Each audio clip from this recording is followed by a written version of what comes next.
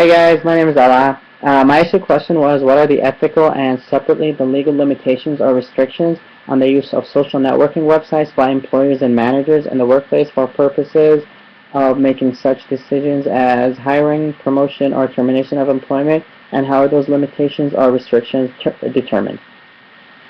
Well, the use of social networking websites such as Facebook, Twitter, and Google Plus by employers and managers has become very popular in today's business for purposes of making such decisions as hiring, promoting, or termination. The use of these social networking websites has candidates and current employees thinking about ethical and legal restrictions and limitations that may need to be implemented to have a fair chance in getting hired, promoted, or in the worst case scenario, getting terminated. So what are social networking websites? They are websites that provide a venue for people to share their activities with family, friends, and colleagues, or to share their interest in a particular topic. So basically, they create an online profile where they can add friends and family, and also post and share pictures, videos, or their own interests, or their own personal thoughts, and have whoever they have on their website to like or comment on their thing. So using social networking websites for recruiting has many advantages and disadvantages. Some of the advantages are that job candidates can be searched geographically. It can be very useful to verify the basics. It's very useful in performing due diligence. On the other hand, you have some huge disadvantages that may arise, such as false identity, inaccurate information, and most importantly, impermissible subject matter. So there was a survey done in 2008, 11, and 13 by the Society of Human Resource Management, SHRM, and they surveyed managers and asked them if they actually use social networking in hiring. So in 2008, it showed that 30% of managers actually use social networking.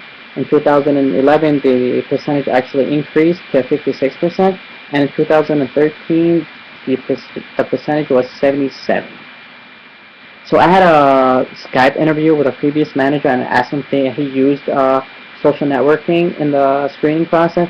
He said, as a manager, I tend to use social networking websites such as Facebook, Twitter, or Google+, and sometimes Instagram for the purposes of hiring. I asked him why would he do that, and has he seen anything interesting that caught his attention. He said the most interesting thing that there were some resumes that actually did not match applicants' qualifications.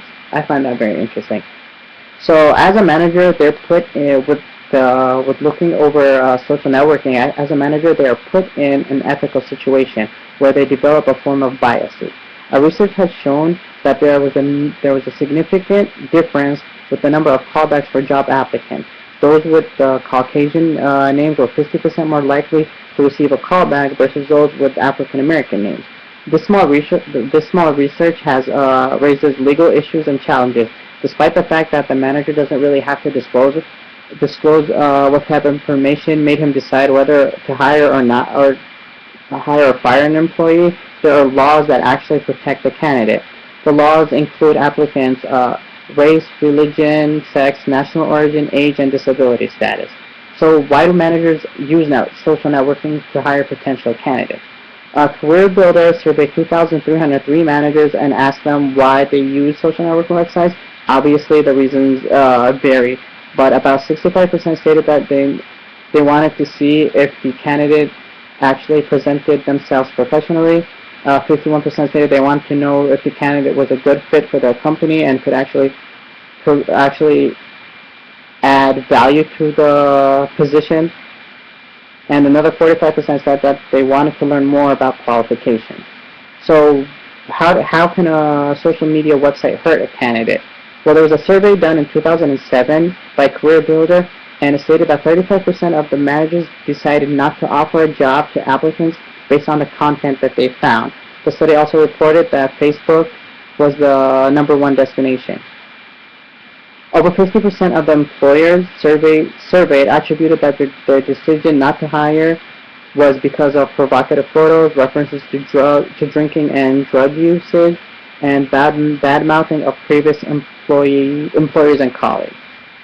So there's also a legal point. The most legal challenge faced by a manager was on October 27th of 2010, where the National Labor Relations Board issued a complaint against American Medical response of Connecticut, alleging that the ambulance service unlawfully terminated an employee after she posted negative remarks about her supervisor on Facebook. So basically, what happened was there's a supervisor who asked an employee to file a report. The employee didn't really feel comfortable filing that report, and when she went home, she went on her personal computer, logged on to Facebook, posted a negative remark about her employer, and some of the colleagues from work actually started posting negative stuff about their employer. But at the end of the day, when the employer actually found out, she terminated the employee.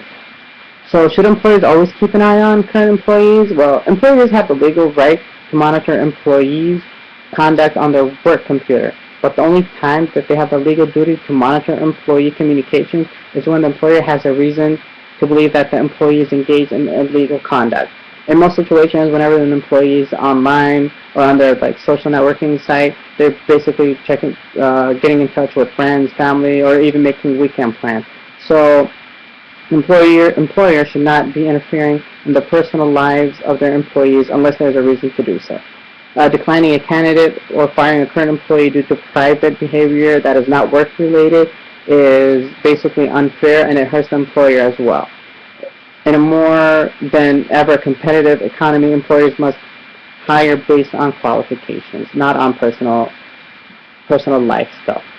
So to sum up, there are many ethical and legal restrictions on the use of social networking websites and hiring, promoting, or even termination of employees. The amount of managers and employees using social websites is dramatically increasing, and managers and employees must keep in mind that they both have obligations to fulfill towards each other.